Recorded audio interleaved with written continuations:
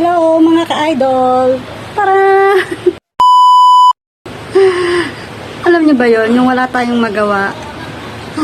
Andito nga pala ako sa aming terrace. Ayan.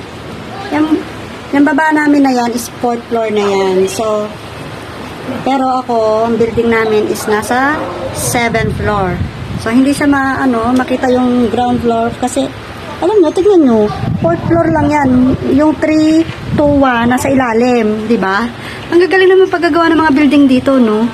Isipin nyo, nasa ilalim, yung 3, 2, and 1. Kasi 4th floor na yan, nakikita nyo. Kaya ako, na nasa 7th floor na, di ba? Ito yung taas ng building namin. Ito yung aming garden, yan. Nasa tapat ng garden namin. O, di ba? So, kaya parang hindi siya mataas kasi nasa ilalim pa yung 3, 2 at saka 1 na building, di ba? Na floor.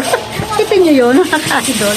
Ang galing talaga nilang gumawa dito mga building. Hindi mo makikita yung mga ground floor. Nasa ibang way siya. So, ang galing nilang gumawa, di ba? So, mamili na kayo ng mga sasakyan nyo kung anong gusto ng mga sasakyan. Yun. So, pero para sa akin mataas na yan. Yun, oh. Diba? Pag na-heartbroken ka at tumalong ka dito, sigurado, tepo ka din. Kasog-lasog na rin ang buto mo dyan pag nahulog ka dyan. Buti na lang, wala akong yung ano ba tawag doon kapag yung nalulula ka talaga. Pero pag ganito mababa lang para sa akin to, hindi ako malulula. Huwag lang talaga yung andun sa pinakatuktok na sa 28th floor. Sobrang taas na talaga yun. So, dahil nga hapon, wala naman akong magawa ngayon dahil yung alaga ko, ayun, tulog. So, ganito lang ang trabaho ko dito. Sitting pretty lang. Hindi ko nga lang talaga siya maiiwan, diba? Na andito lang din ako. Kahit tulog siya, syempre, pag nagising siya, kailangan ko siyang tulungan. Pag pupunta siya ng toilet, kung anong gusto niya, kailangan kong abutin para sa kanya. Kaya andito lang din ako. Alam niyo, kailangan kong kausapin ang sarili ko sa araw-araw. Buti nga, hindi pa ako naaaning dito eh. Diba? So, ayan mga ka-idol, yung aking place kung nasaan ako. So, kung gusto nyo bisitahin ako, are you welcome? Bisitahin nyo lang ako, nandito lang ako palagi. Open to visit.